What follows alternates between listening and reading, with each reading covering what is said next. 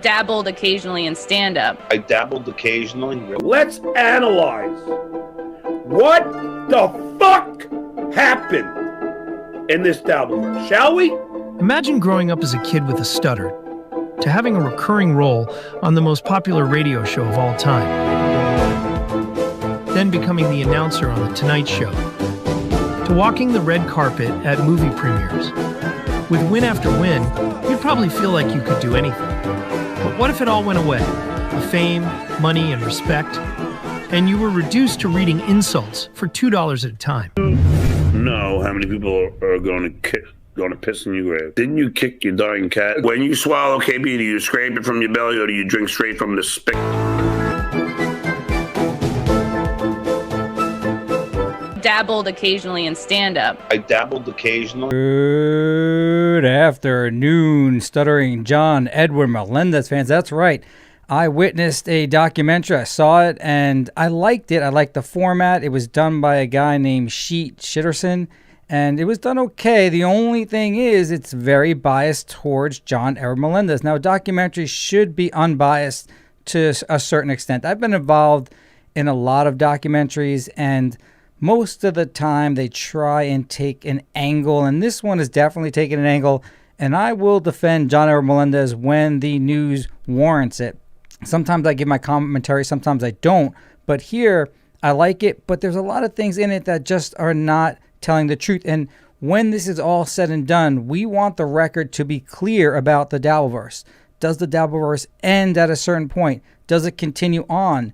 Your kids, your grandkids' grandkids will have access to this information, including this very first documentary. I will give the guy credit. It was done very well in the sense that it puts a lot of the information that someone who doesn't know what the Dabbleverse is going to ascertain simply by watching it, and that's a good thing. But there are certain issues I have with it, and we'll get into that as well. There has been a few things going on in the Dabbleverse, I guess, through the weekend. We're going to get into that as well. But let's get into the first clip here. The Orange had a huge incident occur at his house, and a lot of times we see that Mother Nature takes over, and we're going to hear from the Orange here. I guess he had something going on at his homestead. Tornado warning, Cleveland, Ohio. I roll my eyes and throw my phone. So apparently there was a tornado warning in Cleveland. I had no idea that Cleveland could get tornadoes. To the side because we don't get tornadoes in tropical Cleveland, Ohio. Motherfucker, our power goes out. Goddamn public power. Cleveland public power. Fuck you. Then the next thing you know, I'm hearing like an inconsistent knocking at my back door. And I come to realize, well, that's not knocking. Those are branches flying off of trees, hitting the back of my house and my windows. Like, oh, shit. So I go look out the back door. Oh, wait, look, what is that? That is what used to be the roof of my shed on the other side of the yard. Then I look, and we have this awning over our patio. Watched it in front of my eyes rip and peel open like a tuna can. And I said, oh shit, I think I better go into the basement. So apparently OJ, and for those who don't know, OJ is one of the biggest haters of the Dues Pair. He said from the beginning the Dues Pair was a little bit of a snake, a little bit of a weasel, and eventually Dues Pair will turn on you. Now, I don't agree with all that assessment, but the main thing, OJ has always said that the Dues Pair is not funny, and a lot of people have that opinion. Funny is subjective, and sometimes people will make that opinion. You have to make your own opinion, but that has always been OJ's modus operandi. He never wanted to support the Dues Pair in any capacity, not in a joking capacity, nor in an entertainment capacity. But who knows? Was it the Dues Pair that caused this tornado to come through his town in Cleveland, Ohio? I don't even believe it. I think we looked up to see if it actually occurred or not. Or was it the Duke? We know that OJ stands for Obnoxious John. Was it the Duke? Or just karma for crossing the Duke for this to occur? Grabbed the pets, went into the basement, and the storm didn't last long. That's a thing. 20 minutes, maybe 30 minutes. Well, how long do you expect a tornado to last? The whole basis of a tornado is it comes in fast and hard, and it lasts about 2 minutes. Just like me in bed, Fast, hard, 2 minutes. I don't know why he's saying 20 minutes long. What's the big deal? You're never going to get a tornado over one spot for 20 minutes. Tops. Yeah, by the time I came back up, went outside to investigate, the storm's over. Wow, it looked like a war zone. All right, I didn't believe this shit at all. So we had the team research, and there was actually a tornado in his neighborhood. It only hit one neighborhood in the Cleveland area. So there actually was. So I do apologize to OJ for doubting his bullshit story initially. Coming into Fox Weather headquarters, this is aerial views of those homes that are impacted. Notice those homes. Those are ones that can't sustain a tornado. Or withstand, I could say, a tornado. This is a mobile home park. So when we're talking about tornadoes, mobile homes cannot sustain powerful tornadoes. Oftentimes they're flipped, like you can see here. Look at some of those trees too, beyond the buildings. Yeah, and OJ, I apologize, man. I thought this was all bullshit when you were doing it, or I saw it on one of the channels that cuts up. So it was true. It did hit only one little town in the Ohio area near Cleveland. And yeah, I apologize, OJ. It clearly did. And it does look like a war zone. You have to admit, this looks like a damn war zone. Notice the trees are completely shredded. And those are branches flying off of trees, hitting the back of my house and my windows. Like, oh, shit. They're just I feel like shit now because I was telling Devin that there's no way that a tornado hit Cleveland, the Cleveland area. And yeah, it did. And you could see it looks like a goddamn war zone in OJ's neighborhood. The limbs are ripped from one another. Then you'll look at that mobile home that's in the road itself, toppled over. And a lot of these are ripped off of their foundation. I think what's concerning to me is the fact that you'll see empty cement blocks. Yeah, and that is true because a lot of these houses are not really set forth into the ground where OJ lives, and they could be completely torn away, and they never intended to actually sustain the power of a tornado. So OJ, I apologize. You don't know, but when you were doing this, I totally didn't believe you. Meaning those cement blocks once were the supports for this mobile home. This mobile home was ripped off of its foundation and left unrecognizable. Just a couple days ago, actually, this was something new. They had a plow truck, a snow plow truck, come and plow our streets. Which is common in a mobile home park where apparently he lives because they don't really have any infrastructure less than Cape Coral. I mean, can you imagine having less infrastructure than Cape Coral? So what they do is instead of cleaning things up, they just bring a plow in and just plow out all their junk. And this is exact footage from OJ's tornado. Clear them of the debris. But yeah, still a lot of shit to do around here, and a long way away from having things back to normal around here.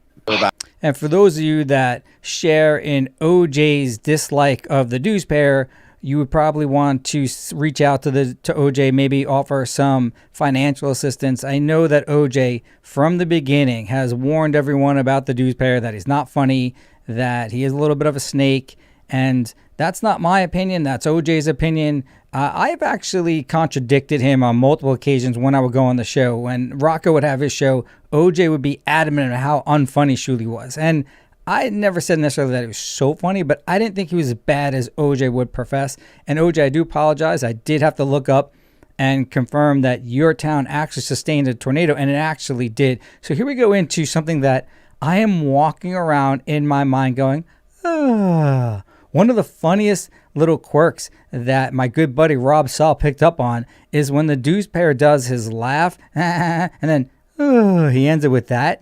I absolutely love it, and so many people have emailed me about how funny that last is.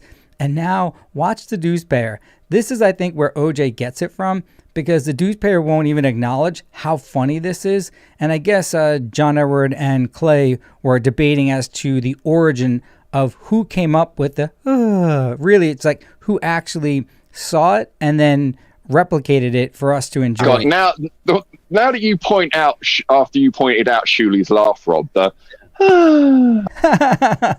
can't stop hearing it. I pointed that out. But we never. Oh, look at that. The big baby did.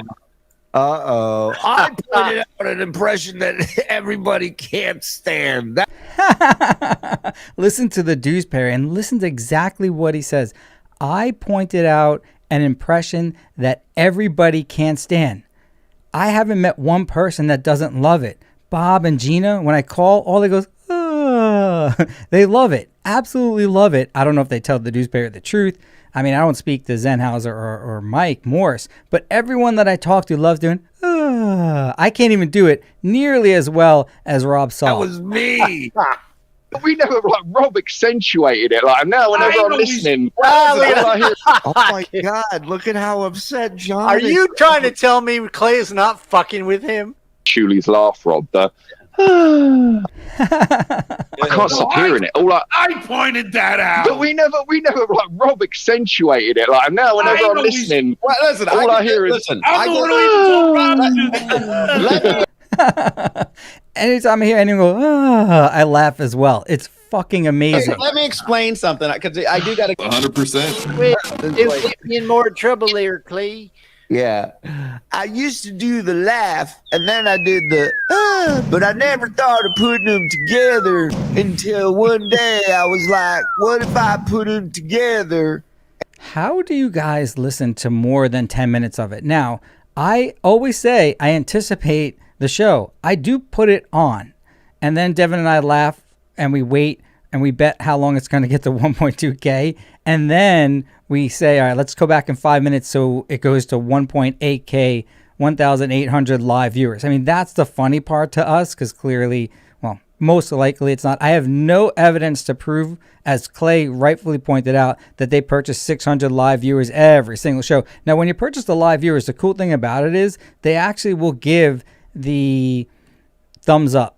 It's coded in there so that the bots will actually give a thumbs up. So the thumbs up will actually be off in terms of real ratio. And when we analyze shows and look to see whether the views are real or not, that's a huge indicator of what is actually occurring in terms of whether they're purchasing or not. I have no proof whatsoever that the Dewsbury is purchasing 600 live views every single live show, but people have made that allegation, but I can't say that, and I won't report on that unless I have substantial evidence to indicate that. Anonymous, go ahead. I'm just wondering if you're going to do the OJ news about the weather at his house in Cleveland, and the only reason is because he doesn't like the Dewsbury, why don't you do the Ray DeVito circuit? He's way more interesting. He also has a big conflict with the shitware. He's a complete whackpacker. He's ripe for the taking, Vince. You need to really start with the Ray DeVito business, do a deep dive on that guy. He's very suspect. He has a long history with Shuley and John Edward. There's a lot of content with that guy. You've not even scratched the surface. And this is the thing. I don't find Ray entertaining at all. I met him at the Pottstown debacle. He was really, really bad at stand-up. So bad that I didn't even recognize the fact that you can go and watch him just to make fun of how bad he is and the fact that he's so clueless about it. But I don't have any interest in him. I don't have any interest in Anthony Cumia or that Kevin guy. Zero interest whatsoever. So if they come across something that's somewhat relevant to this here, I'll report on it. But I just don't have any interest. Boom.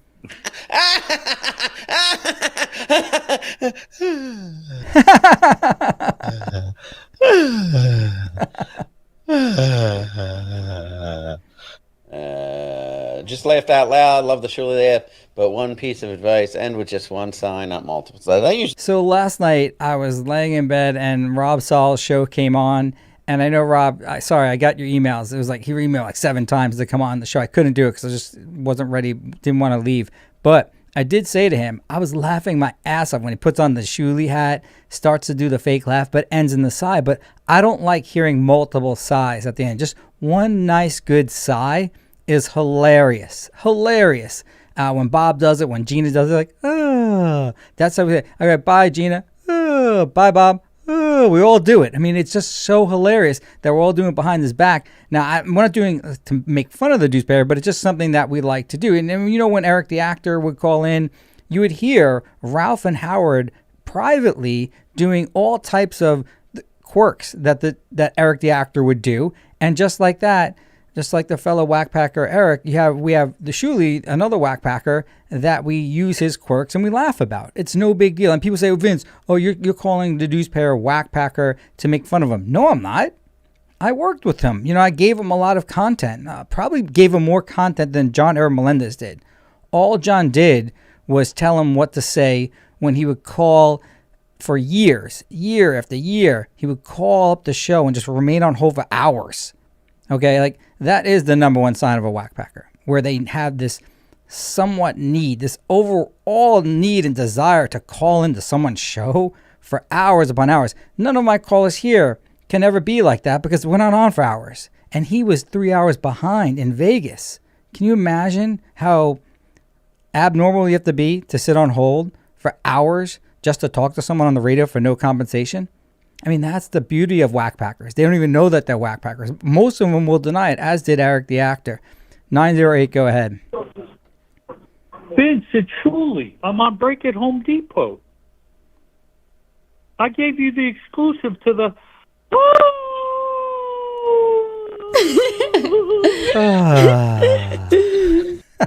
To do end, but like I don't know. I was watching one show where he was just like he was super high, so he couldn't like bring himself to laugh. So all he did was sit there and go.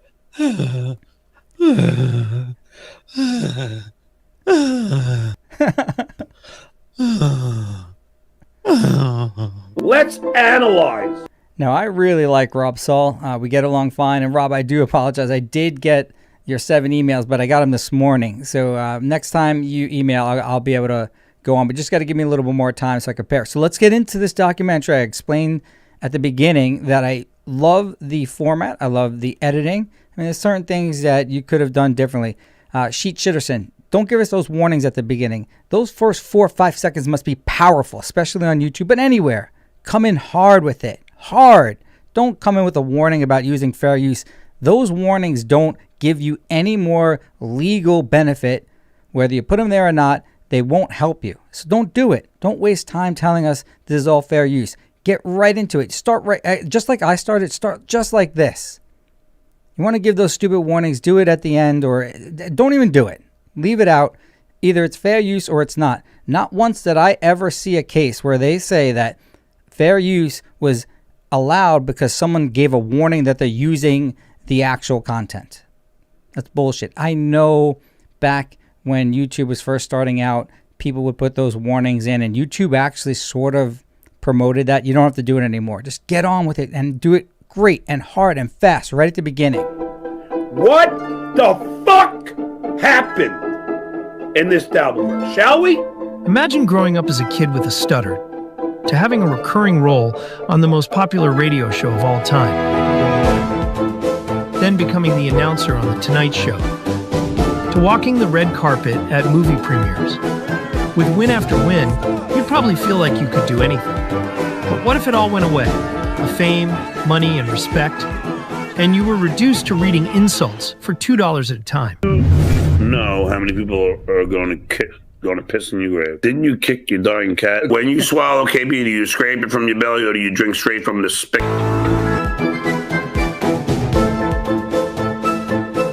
Dabbled occasionally in stand-up. I dabbled occasionally. When you do these shows, you turn to people, you go, hey, was I funny? You are the least funny person I've ever met. You are not funny. Okay. You're obnoxious. Okay. You're not funny. John would also lean on the shock value of homophobic or racist material to make up for his lack of wit. Ever, but I mean, I think he's a faggot for not finding racist. Here's a story about a Jew's success. What? A Jew's success. You know, this...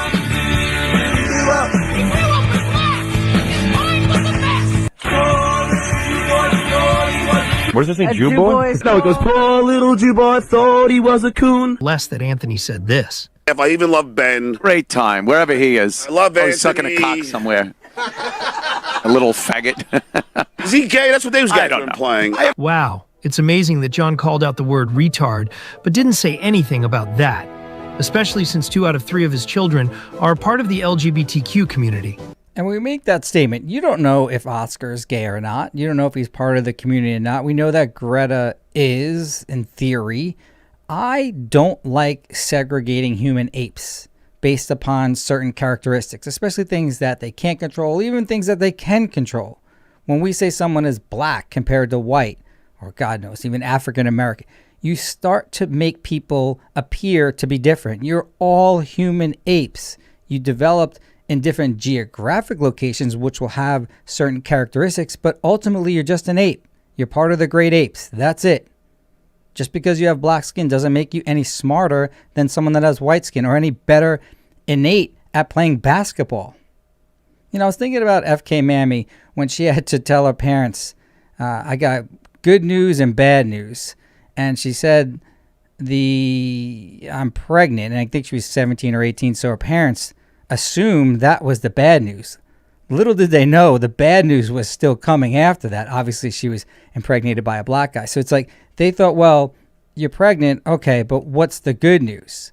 They figured that initially when she said she was pregnant, that had to be the bad news because she wasn't married and she really didn't have any prospects at the time. And Italian families want their kids to be married. But either way, I don't like saying that someone is black, someone is white, simply for the fact that they can't control their skin color. My great-great-grandmother couldn't control the fact that she was from Africa, which obviously makes me 1/17th African. I never said it that much as a kid. My mom got teased a little bit because her skin was darker. But, I mean, she still had an Italian last name. Anonymous, go ahead.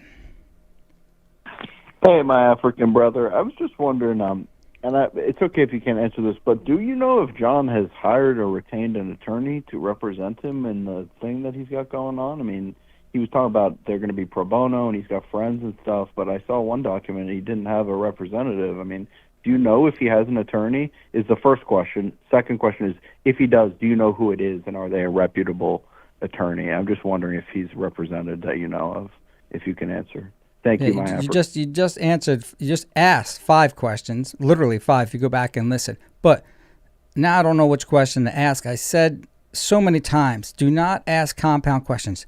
Ask the question, get the answer. If you got 2 questions, wait for the answer, then ask the second question. Now, the first question I believe was, does John Edward Melendez have an attorney? To my knowledge, he doesn't. And I will say this, that, let's see, can I disclose? Yeah, I can. He did reach out again. And again, he wants to try and settle the case, despite whatever he's saying in public. And I'm not going to get into the great details, but he wanted to have a third-party mediator or something to that effect. I gave my authorization to do that, and I gave the authorization to extend the time to answer just for a few days, as we're amending the complaint, as you know, to add a certain defendant. And that's going to happen probably one way or another. So either way, yeah, that is the update. I don't know if he retained counsel. From my knowledge, he hasn't. And you will be able to check all this as public knowledge when you go on the New York State website. You'll see if and when he retains an attorney, you'll see it represented right on there, because the attorneys have to give notice to the court, and the court uploads that straight away, and you'll be able to find out. Well, actually, it's not that big of a surprise. John was recently recorded on a phone call using that exact word, but we'll cover the complete phone call later in part 2. This is how... And yeah, just because John called someone a fag doesn't mean that he hates all gay people.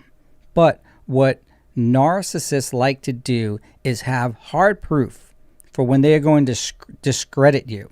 They're going to say that you're a racist because you said this. You are anti-gay because you said this.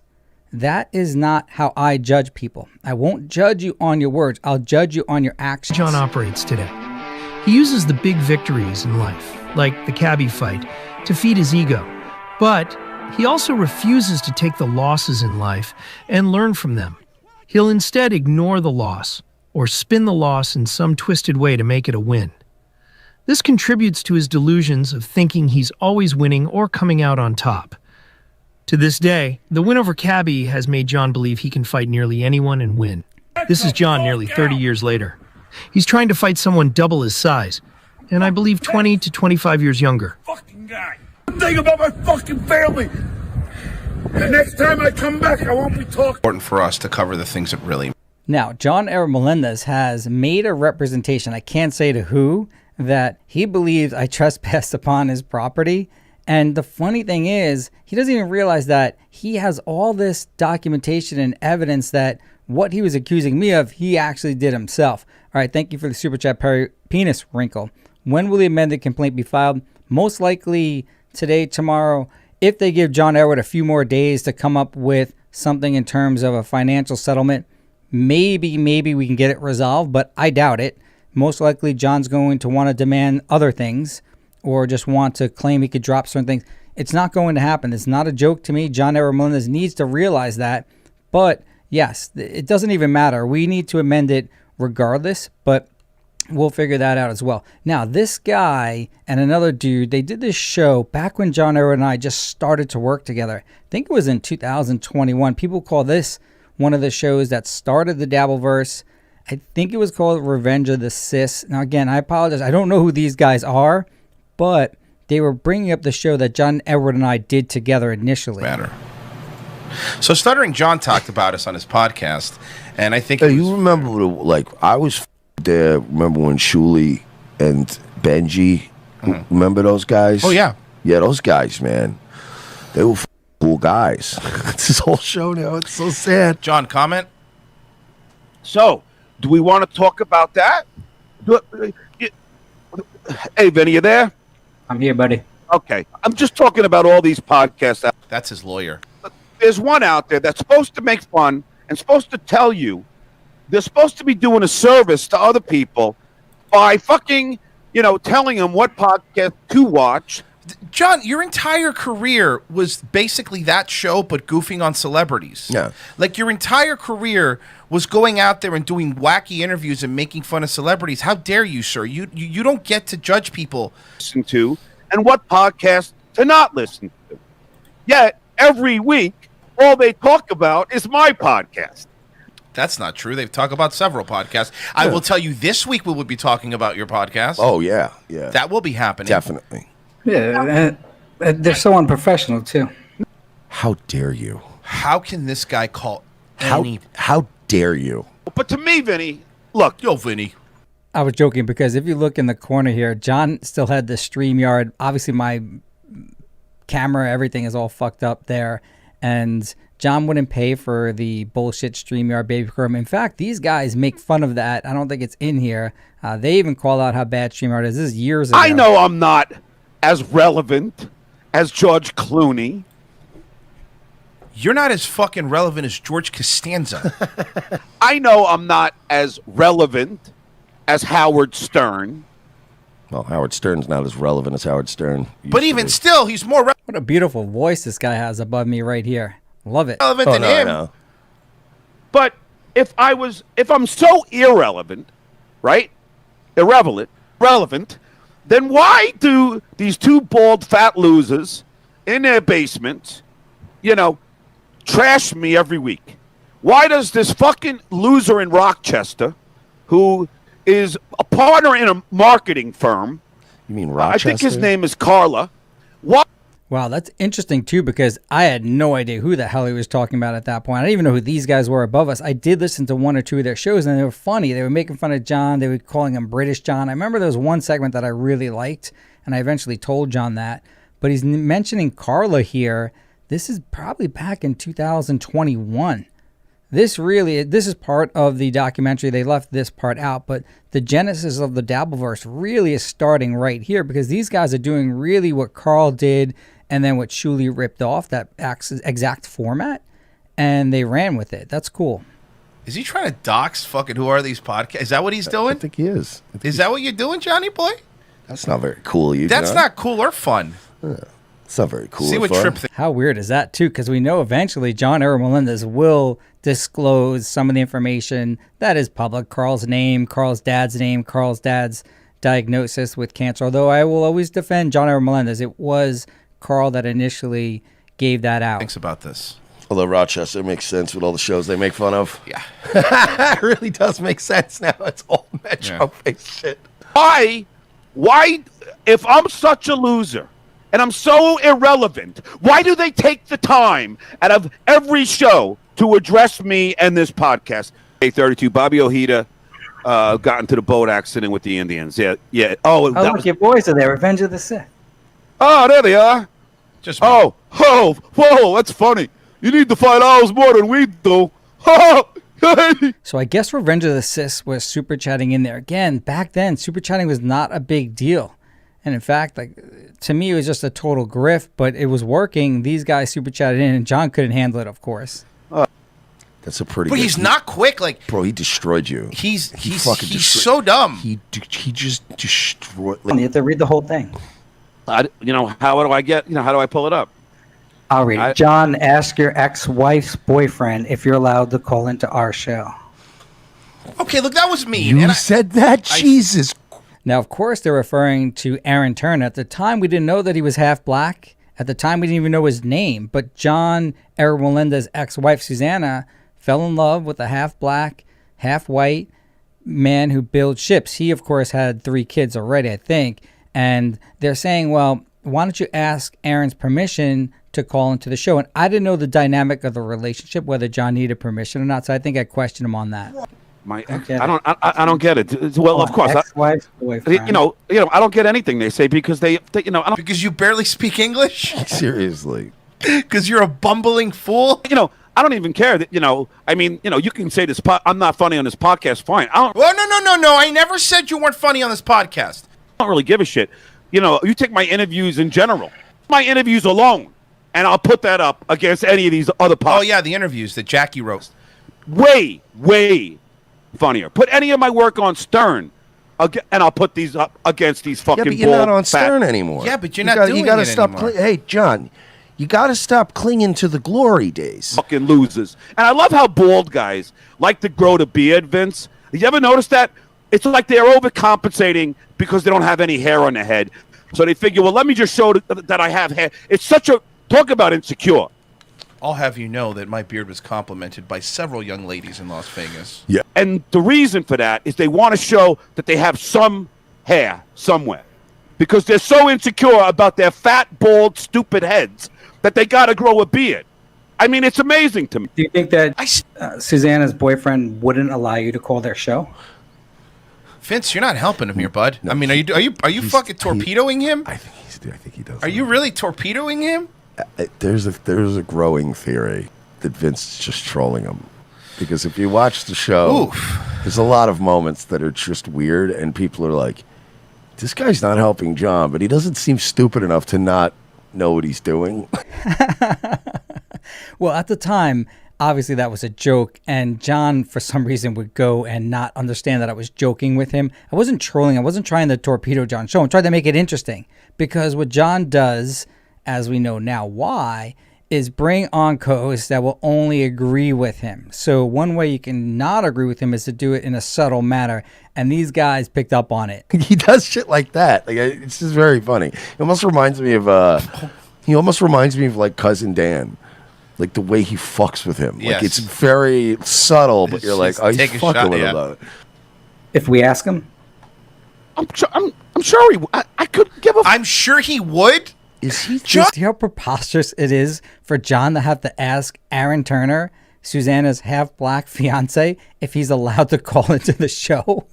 I thought John would get that I was just screwing around, but he didn't. You're fucking so stupid. Can you get Jackie to fucking write for you for this? Frogs that. What? So anyway, I was at Scores, right, with Audie. What the fuck do I care? First of all, it's not You've been talking about her for a while. Seems like you care a little bit. a boyfriend. It's a fiance. She's getting married in July. Well, you know what they mean. The details of it don't help. Wow, this guy. You fucking hand him a shovel, he'll just keep digging. He is not a smart man. And it's semantics. Yeah, no, but I don't really give a fuck. Like, I don't understand what. I mean, is he restrictive with you in terms of like what you can do? No.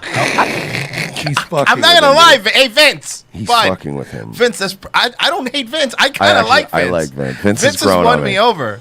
Jesus Christ. He's been I like growing you, on me. The more I've watched this, I'm like, he's fucking with John the whole time. Hey, Vince, you want a job? No, I don't want any more jobs. Gina Bobina, thank you for the super chat. Talk about John doing bad things to Pat's thoughts. I think it's fucking so annoying. We get it. You made this joke that Saul sexually assaulted or pleasured his dog. It's over with. And I texted the guys. I said, it's annoying that you thought initially that I was muttering Jay, because I don't like muttering Jay doing this obvious or even fake turn on John based upon Rob Saul. I like Rob Saul. Rob Saul will be a good addition to John Edward Melendez's show. I don't like people like harping on something that's not that funny anymore. Now, if you're saying that John did inappropriate things, but all right, it can last for a second, but then you got to move on. You got to get on with other things. Hey, Manny, want a job? I barely talk to the man. I mean, look, he's good to my kids. I don't have any problem with him. But see, Vince, even that is more interesting than anything these fucking, Revenge of the fucking, girlless, fat, bald guys do. He's quick. That's what they say about him. Revenge of the... Promise you're wrong. One of them. I mean, look at them. Yeah, that I agree with. No, I mean, they're like bald, fat losers in their basements who have done nothing constructive in their lives. It's not true. Ever in their lives had they done anything constructive. They haven't made one person laugh in their history. Attack, Stuttering John. I made President Obama laugh, Vince. Can they say that? Yes, I actually, they say that they made a president of the United States laugh? Yes. Got real estate advice from the President of the United States. Yes, and I do. In Battery Park. You remember what he told you? Yeah. Stop doing this. You're embarrassing your family. Don't ever leave the Stern Show. Whenever you do. I don't like land leases. I wouldn't do it, but if you really love it, do it. He's right. So in Battery Park, there's just a space of a land that they built, but it's rented to the city. So when you own space there, a condo there, you don't technically own it for the perpetuity for the rest of your life. It's a 99-year lease.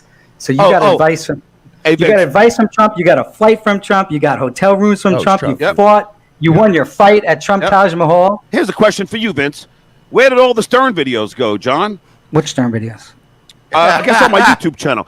Well, I guess So at the time when I was working with John, when I took over his channel, I would go through and I would see that he was posting a lot of Howard Stern videos that had him in it, but he didn't have the rights to. And he was monetized at the time. Obviously, we're getting super chats, but that was going to lead him to his channel to be demonetized / completely thrown off YouTube because he had so many videos. And John Edward Melendez rarely gives me any compliments, but had I not taken them off, his channel would not even be here today because that's the original channel. It maintained this entire time from this time back in 2021 until today. And John's making over $100,000 a year on this channel. Very, very rarely does he compliment me. What John used to do was when I would log in from my office right there and do some work on it, if he got mad at me, he would shut me out by changing the password to the email to log in with. And at the time, I should have realized. And at one point, I say to him, John, if you do it ever again, I'm never working with you ever again in terms of helping you here. And he did it, and then I never did. You have to set your boundaries with narcissists. John's not one, but if you set your boundaries, your life will be a hell of a lot better in terms of your own personal mindset. Thank you, Kinko Cat Loco.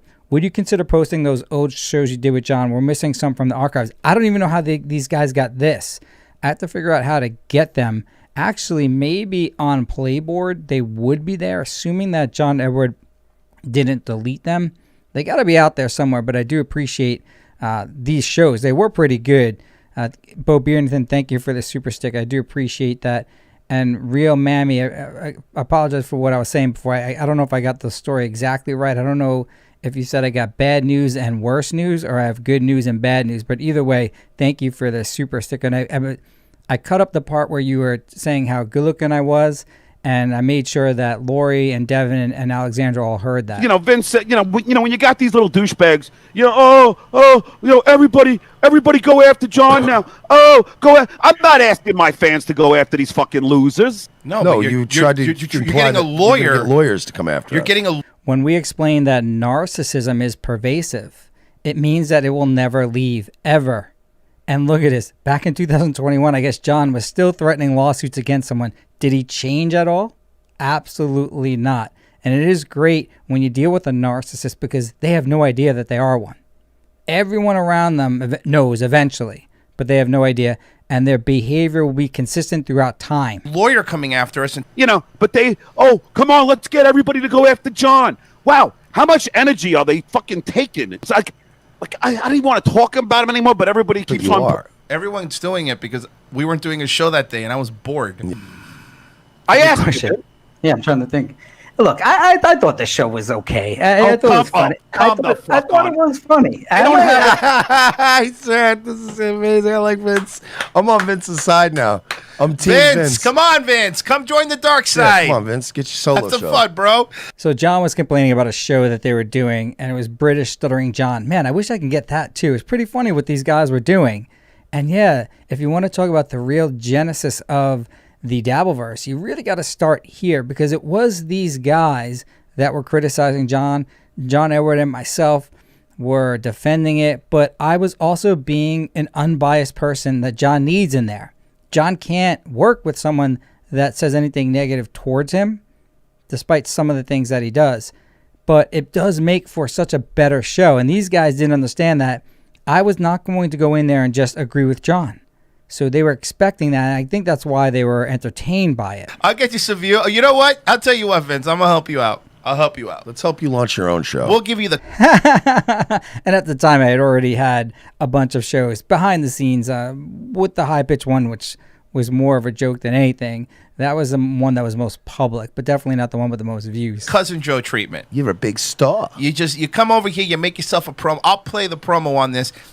We'll get you views, Vince. I promise you we'll get you views. I'll get you a co-host. The loser or the one who follows him? These are all great clapbacks. Look, I thought the show was okay. I thought it was funny. I thought it was funny. They don't have a charismatic bone in their body. Hey, you put me alone and a microphone against those two fat, bald losers any day of the week. I accept. Right now, what do you think, Mike? I will out-entertain them. I mean, there is not a question in my mind that I will out-entertain them. When are you going to start? They don't have an entertaining bone in their body. All they do is sit there and play other people's videos and fucking trash other people. Even though both podcasts were very popular and receiving thousands of views for their takedowns of Stuttering John, something was missing. With a lot of internet trends, you just don't know what's going to catch people's attention. In John's universe, it was 3 moments: the Artie and Anthony show, WATP reviewing John's podcast, and while being interviewed by Chrissy Mayer, John getting offended by the most mundane word, dabbler. Do you think that Trump has been good for comedy?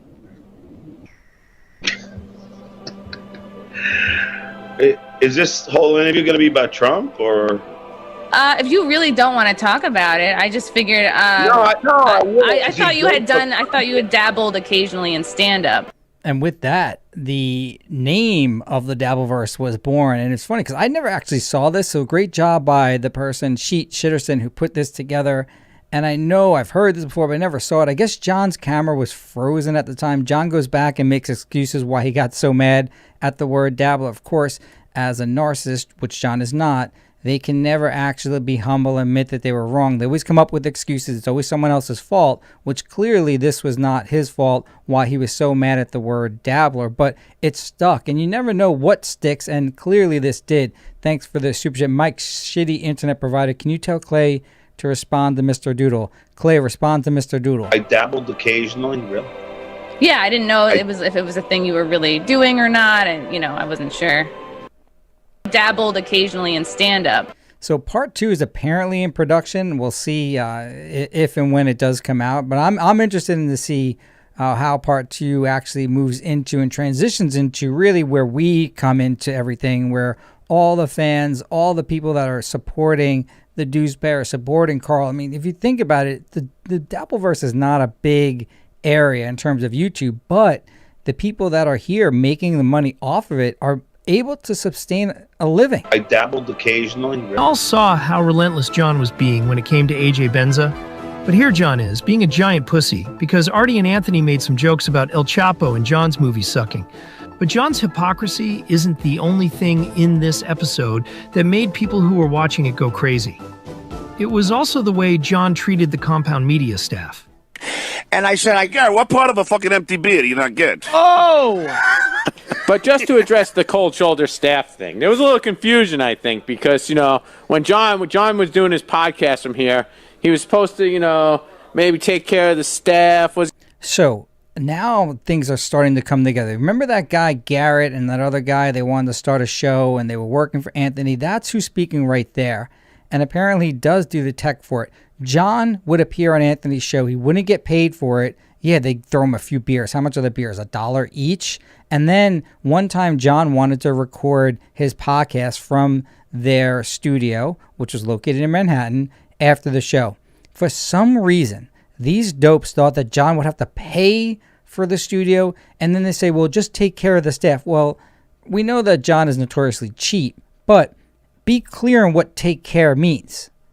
John Edward Melendez is appearing there without being paid, and they're going to claim in this documentary, and this is where I take issue with it, that somehow John needed Anthony Cumia. I would never have watched Anthony Cumia's show but for John Edward Melendez being on it and also Artie being on The it. understanding at the studio for free and maybe leave a couple beers in the refrigerator, but apparently the guy said John drank all the beer and then walked out and you know, give a reach to the guys. I'm sorry. You know. I'm sorry. I'm used to. So it doesn't make sense because this little bitch is complaining, whining about the fact that John didn't pay for the studio, but he's saying you're getting the studio for free. Just take care of the staff. What do you mean by that? You're getting the studio for free. Like, did you expect John to pay a rental time? If you wanted that, then just say it. Don't be a pansy and say, just take care of it. John doesn't know what that means. He's not used to this small time production. And I will defend John Edward Melendez here because a lot of this documentary puts down John Edward because of this. To the fucking Tonight. And another thing, who are these guys? Remember we spoke about the production value. See how bad this is? Yeah, I get it, already missing. That's kind of funny. But look how poorly this is edited. This white part here should not be on the actual thing. So this looks so cheesy. And they're not doing it intentionally to make it look bad. They didn't take the time to actually crop it out properly. Show, Keith, where they have all the beer and they don't expect tips. No, we do have all the beer. It's just maybe you don't just drink it all. Am I I don't the know. Pickwick Pub in Woodland Hills? I gotta leave a tip when I get a fucking beer? Get the fuck out of here. Next one. Garrett, you got a problem? Let's do it right now, motherfucker. I'm gonna start tipping for fucking Coors Light. John focuses on the beer because he knows he's wrong. No, not tipping them for their service of recording the podcast. Nobody asked me for tips. You know, I said just take care of the staff. And, you know. Yeah, I said just take care of the staff. How does John know what that means? Your staff is getting paid by Anthony. Anthony takes care of the staff. Anthony compensates the staff. Let's be clear. You've come to clear terms with Anthony. He was overpaying you for whatever amount he was paying you. You're lucky to be there. You're lucky that John Edward is there to perform. You're not paying him. The least you can do, is stay an extra hour and record his actual podcast. You guys did absolutely nothing during that time when John was recording, because I think at the time he doesn't even have video. It's just audio. House. Yeah. We hang out and we drink beer. Do you ever ask me for a tip? No. I think this is more of a business setting. Right. And We I gave think, you the studio any for of the free, beers but I that said take include- care of the I didn't know you were that guys. hurting for money. No, we're not The hurting next for time, money. you know what? We just Take- do right. hey, We do Keith, right here's by our 20 friends. They fucking do right bucks. by the guys. That's Buy some all. more bullets for your fucking gun. The funny thing about this is John tries to pull out some cash, and you know John doesn't have much money, and he just pulls it out, and he's only pulling out singles. He's trying to even get to a 20, and he has nothing there. He has no bankroll, and he's trying to actually act cool and give the money. You know John will never give it to them, and he had no right and no obligation to give it to him. Absolutely not. This is where the documentary goes completely awry. Not for me, it's for the staff. He's gonna need him after this show. Here's your $20. John can't even come up with $20 out of his pocket. And this is $20 for the fucking shitty beer you served me last time I was here. Quite the stack you got there. What are those, singles? No, they're not fucking. They're not Pocky. Oh, look, he goes right for the jugular. Those are 20s. Of course, John gets personal with Anthony again and calls him Pocky. If John would just shut the fuck up for a moment and listen, he would understand the argument isn't about beer. It's that the engineers volunteered their time to record John's terrible show. The least John could do is maybe throw them a couple bucks. The crazy part is... Negro, please. How is he supposed to know what they need or what they want? How about throwing John a couple bucks? Say, John, here's $1,000 for appearing on our show. They didn't think about that. John didn't need them that bad here. John was in the middle of his podcast. He was doing it with Tammy Pescatelli for the first part and then recording it on his own. John's old podcasts were great. Absolutely great, where it was just him talking audio, no video. I loved them. That this even has to be explained to John. John was in a band. He should know that studio time costs quite a bit of money. bad comparison because, yes, at some point before the internet, studio time was a big deal. Before electronics could be utilized, you had to have a studio there. That has nothing to do with this. The fixed cost is already there. If you wanted John to pay and you're that cheesy because you weren't using the studio anyway, if you want him to pay, tell him how much you want him to pay. And he'll say no, and he'll just record it from his apartment or his hotel room, or actually he was staying at his mom's house, which he currently lives there permanently now. He would just record it there. He didn't need to record it there. The ego to expect this time for free without at least tipping is extremely self-centered. Tipping. Who the hell tips a salaried employee at the Compound Media? You know how cheesy that sounds? John has no obligation at all to tip at all for this. Didn't really have anything to do with the beer. Instead, he threw his empties all over the ground. Okay. Oh, yes. Where else do you want John to throw his empty beers? He's performing. He can't sit there and clean up. He's performing. Throw him right on the floor. Now that he's living at his mom's house, she may have different rules, or she may allow it. He lives with his mom. He has to abide by her rules. But if Miss Melendez wants to allow her son to throw beers on the floor, it is. He's performing here. Clean him up, Garrett, whoever you are, and be grateful Anthony's overpaying you.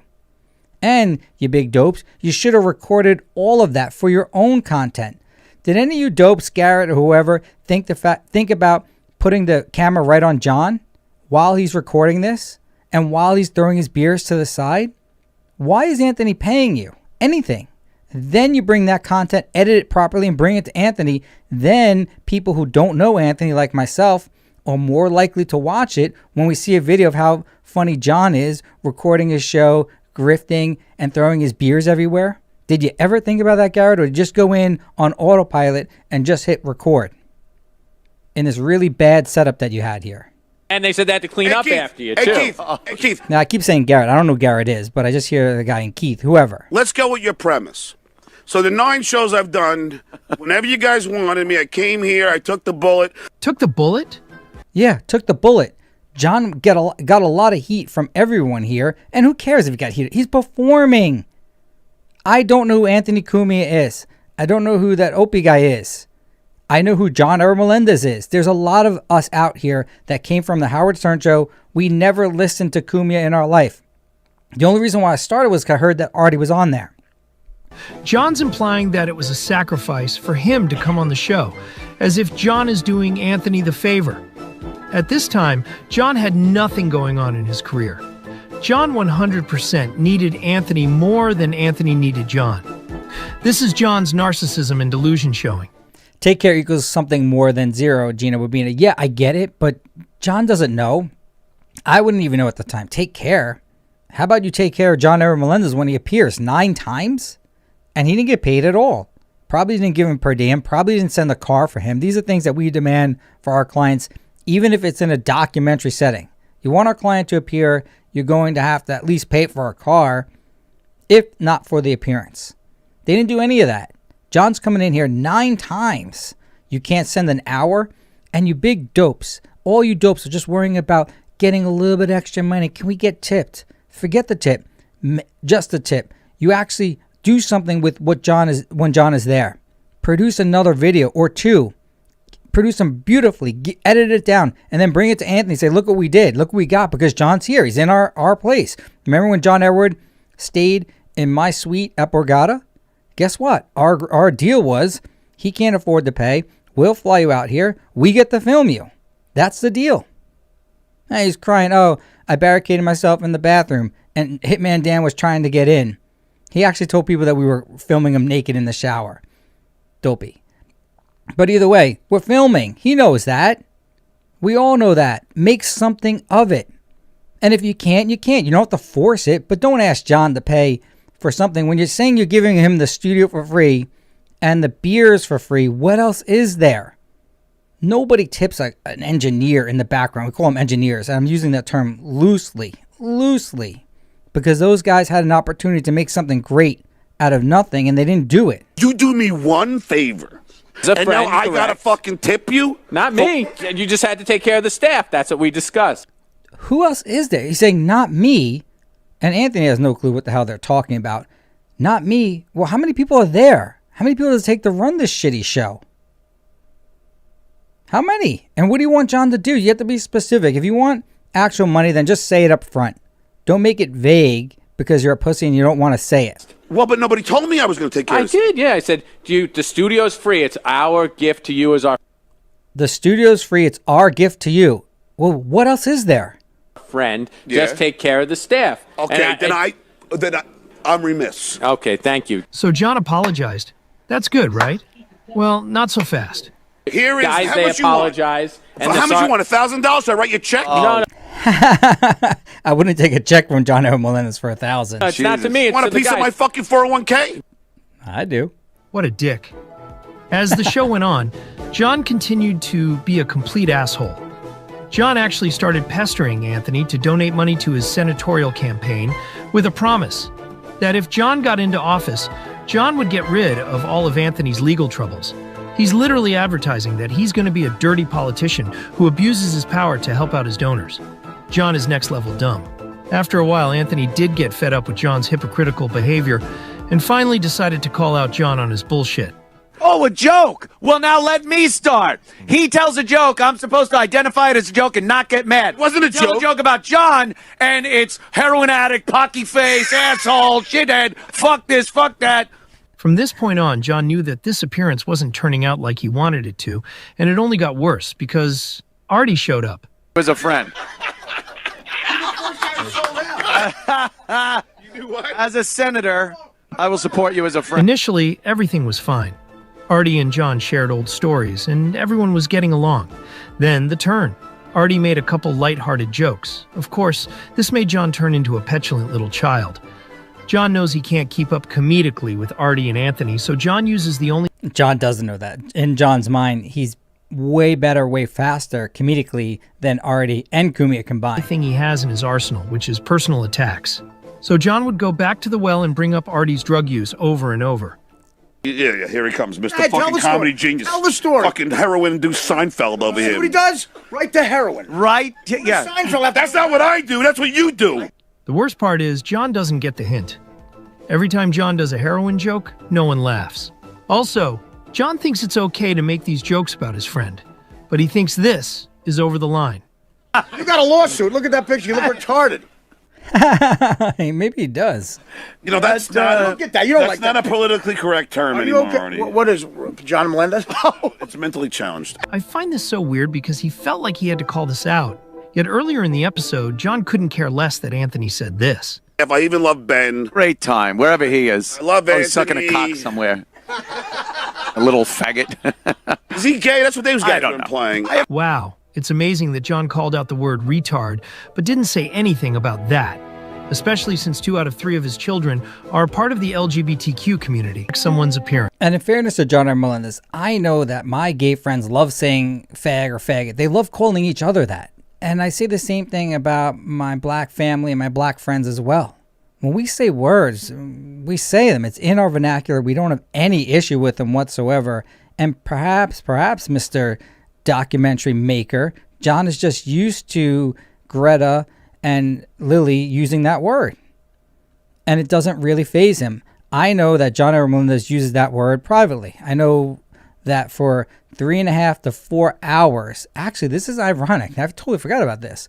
For 4 hours, John R. Melendez and Hitman Dan could not fall asleep on that first night at the Borgata in Atlantic City. I don't know why, but the countertops were completely clean and they could not fall asleep. So they were using derivatives of the word retard to describe me as I was sleeping on the goddamn couch. Now, of course, like I said, I got my revenge on him once they finally fell asleep at like 6 in the morning. I did peel back the covers. I videoed that. I don't know if I was live or not of John R. Melendez sleeping. And it was funny because his feet only went halfway down the bed because he's so short. But either way, I was able to document the fact that John R. Melendez's pants do not fit him. He was a 34-30 on that label when clearly he was about at the time of 42-26. 42-26. I will say that he has lost a little bit of weight, but he has a long way to go. But I'm going to congratulate John R. Melendez on his weight loss journey because he has lost weight and his arms look great. And not in a witty way. He's pocky. Hey. Now, the documentary is going to go through and explain John's modus operandi when he's attacked. And notice how none of this has really changed over time. Hoggy and Pudgy show. He's Pocky. Number 2, his insults are a projection of himself.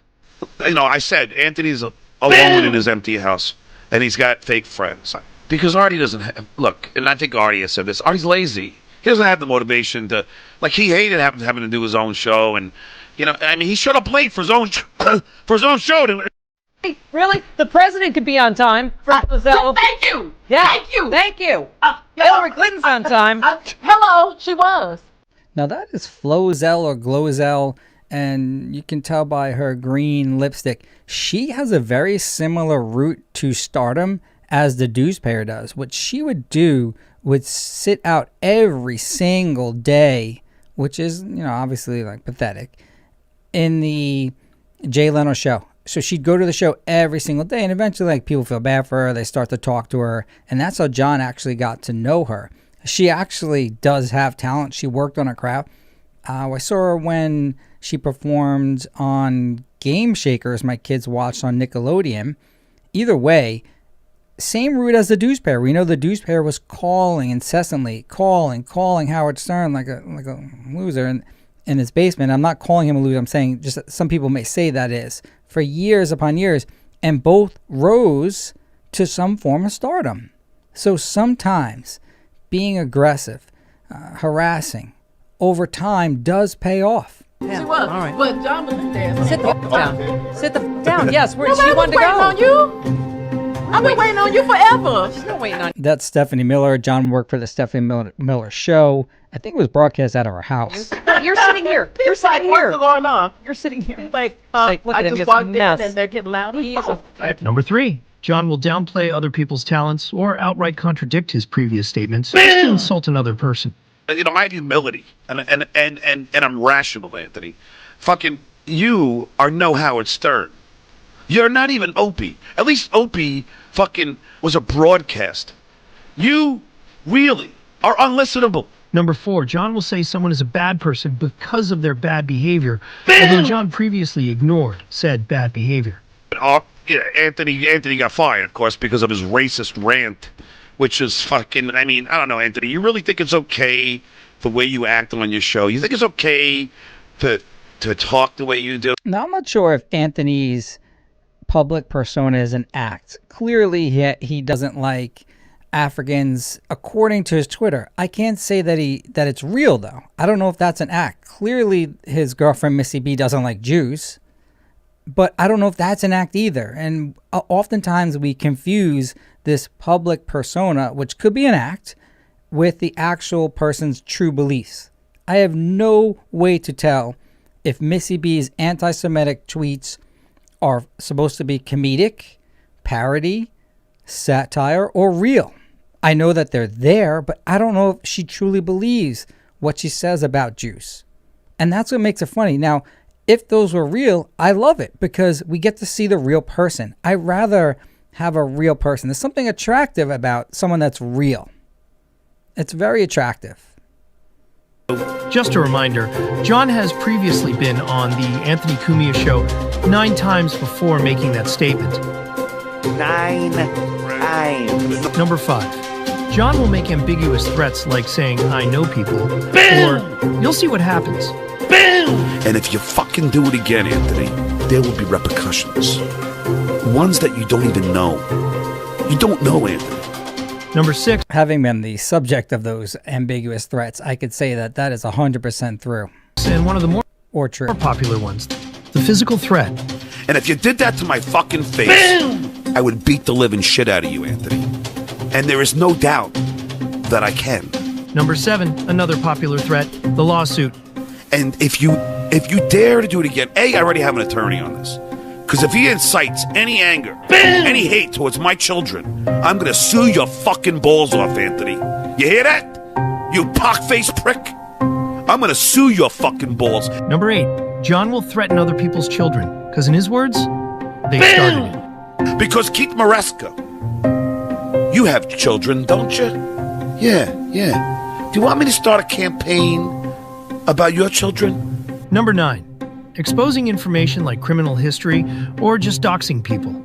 The funny thing about this one is, majority of the time, the information is wrong. Anthony, I got a lot of dirt on you. A lot. I'm sitting here, Royce, you can see the papers here. I got a lot of dirt on you, Anthony. A friendly neighborhood, Buffalo. Has anything changed at all? And you know, last week we had the Casey Armstrong giveaway. His secret bet actually won again, and we're going to give something away next week. But thanks to Kyle Casey Armstrong, one of our lucky fans here, White Knight Cutlass, was able to win chicken wings from Buffalo Wild Wings. And as promised, he delivered, and he sent us a video of the Buffalo Wild Wings. Apparently they wouldn't deliver to him because he's 9 miles away. Oh, Wild Wings. Never been in here. It used to be a grocery store when I was a kid.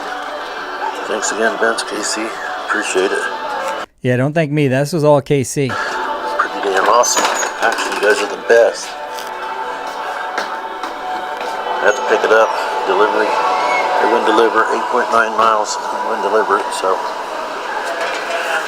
I should have it for me here any minute. No, I apologize. I thought they would deliver, but either way, he was able to pick up his chicken wings and other food. I have pictures of it. It's really great. And lest you think that these contests are fake, we want all the credit in the world for giving away something to those in the Dabbleverse.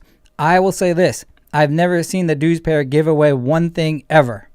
Never reached into that pocket ever to help any of his fans. Thank you very much. You too, thank you.